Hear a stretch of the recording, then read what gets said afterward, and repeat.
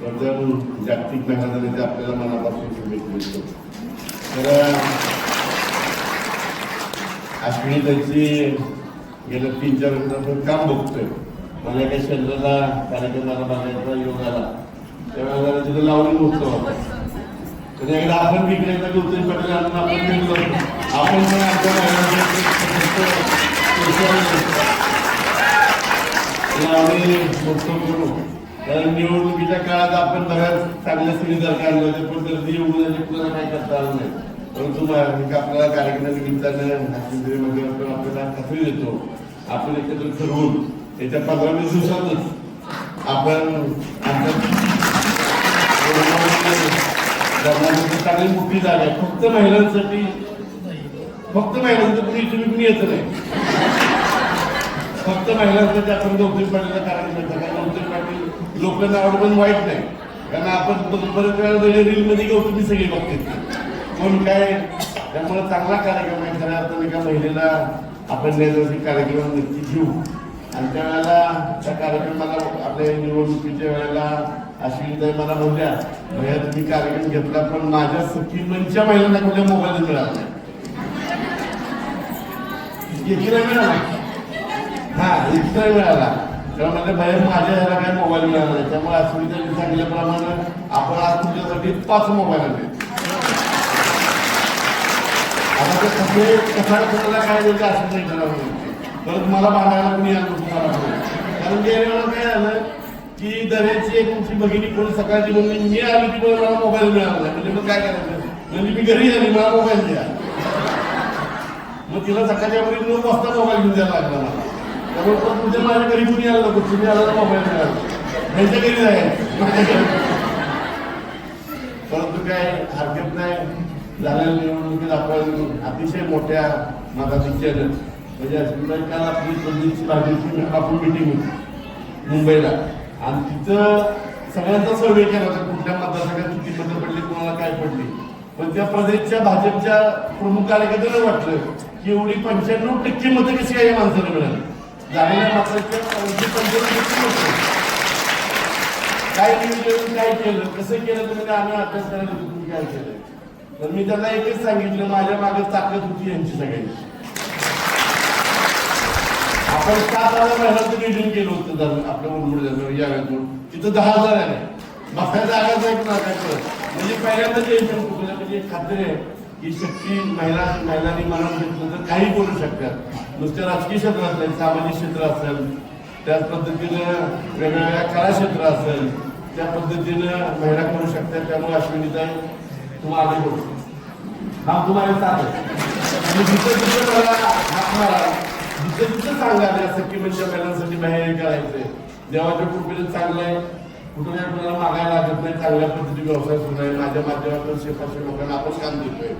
त्यामुळं जिथं या महिलांच्यासाठी जिथं माझी गरज लागेल माननीय नामदार शिवेंद्रसिंहराजे भोसले यांची गरज लागेल तर नक्की आपल्या या कर्तव्य सखी मंचच्या पाठीशी आम्ही नक्की सर्वजण पाठीशी उभं राहू.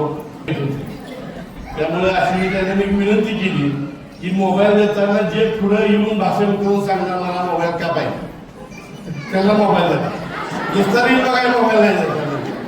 त्या मोबाईलचा उपयोग काय करणार आहे मी तो मोबाईल घेऊन मी काय करणार आहे म्हणजे मुलांना शिक्षणासाठी वापर करणार आहे.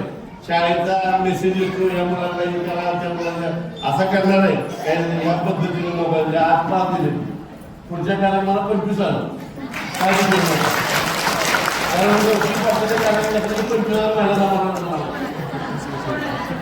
आपण त्या वेळेला सोय पण सगळ्यांनी सोय करू. आता एसटी बस आपल्याला जरा चांगली सुरू आहे.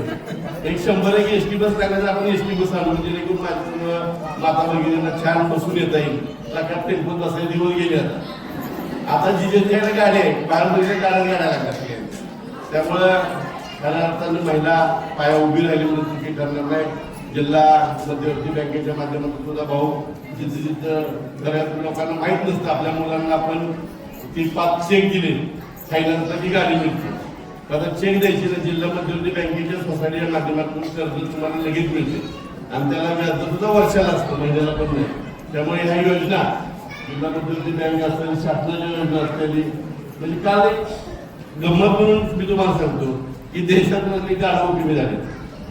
म्हणजे शासनाने कालच्या बजेटमध्ये म्हणजे आपल्याला गंमत वाटेल गाढव कमी झालेत म्हणजे गाढव वाचली पाहिजेत म्हणून जो गाढव सांभाळणार व्यवसाय करणारा गाढव होता त्याला 25 लाखाचा अनुदान शासन देणार आहे. म्हणजे गाई मिश्रण मी सुद्धा गाई माझ्याकडे शेळीचा प्रोजेक्ट आहे. माझ्याकडे 500 शेळ्या आहेत. देशी गाई माझ्याकडे 20 आहेत. आपला असतं 500 शेळ्यांचं मला 1 कोटीचा प्रोजेक्टला 50 लाख सबसिडी मिळाली. त्याला काय करणार त्या शेळ्या रोज आम्ही सकाळी 10ला सोडतो 5ला इंटरव्ह्यू होतो चांगल्या पद्धतीने. त्यामुळे अशा केंद्र शासनाचे महाराष्ट्र शासनाचे जिल्हा परिषदचे चांगली योजना आहेत. त्या योजना सगळ्या राबवण्यासाठी असलेल्या या मंचामाध्यमातून प्रयत्न करावं. जिल्हा परिषद गटनेता झाले 20 तारखेला चांगलं झालं तर जिल्हा परिषद उपाध्यक्ष निवडून त्यामुळे ज्या ज्या योजना लागतात तुम्ही ज्या पद्धतीने मला आशीर्वाद दिलाय ज्या पद्धतीने माझ्या पाठीची बहिणीप्रमाणे ठाम उभं राहिलाय त्या पद्धतीने एक भाऊ म्हणून तुमच्या नक्की पाठीची ठाम उभं राहील. मी ज्या ज्या योजना सांगाल जी कामं मला सांगाल ती नक्की करण्यासाठी प्रयत्नशील राहील.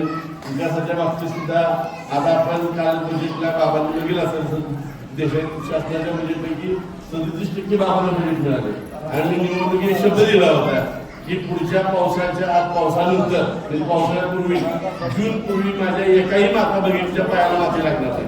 आपण ते खरं केलं. 100 कोटी बाबांकडे घेण्यासाठी कार्यक्रम सगळ्या गावातले रस्ते कॉन्क्रिटीकरण आणि जिथं जिथं लाईट नाही आपण जिथे आता रामोली लाईट बसवल्या तशा आपण 500 लाईटी सुद्धा मंजूर आणले. जिथे इथं लाईट नाही लाईट गेल्याचा आधार पडतो त्या लाईटची सुद्धा वाड्या वस्तीवर आपण बसवणार आहे. त्यामुळे तुम्ही सर्वांनी आशीर्वाद दिला. अश्विनताईंच्या माध्यमातून तुम्ही आज आमचा सर्वांचा सत्कार घेतला. माझा बापू असतील आमच्या शोभाताई सुद्धा सरपंच होते. सरपंच झाल्यानंतर 7 तारखेला सरपंचची मुदत संपली की 8 तारखेला बिचारी 15 समिती नवरा मिलिटरीचा रिटायर झाला. दुसऱ्या दिवशी मुंबईला गेला काहीतरी परीक्षा द्यायला तर तिकडे पोलीस मध्ये भरती झाला. वडिलांना पेढे द्यायला मुलगा गेला तर मुलगा नेहमी भरती झाला. म्हणजे एवढं नशीब घेऊन आहे. त्यामुळे अतिशय चांगलं काम करणाऱ्या ताई सुद्धा बापू सुद्धा आहेत. आपण सर्वांनी गेल्या निवडणुकीत सर्वांनी आम्हाला आशीर्वाद दिला त्याबद्दल तुम्हाला सर्वांना मनापासून धन्यवाद देतो. अश्विनीताई कर्तव्य सखी म्हणजे तुम्ही अश्विनीताई माझ्या गावचे माहेरबी आणि आमचं दोघांचं गाव एक आहे. उरमोडी धरणात बापू गावं गेल्यानंतर लोकांची अवस्था काय झाली तुम्हाला माहिती. पण शेळकेवाडी गावानं जमिनी आम्हाला दिली राहायला जागा बी दिली आणि आपलं स्वतःच्या असल्यासारखं समजून घेतलं. स्वतःच्या गावचा नागरिक असल्यामुळे शेळकेवाडी माझ्यावर प्रेम केलं.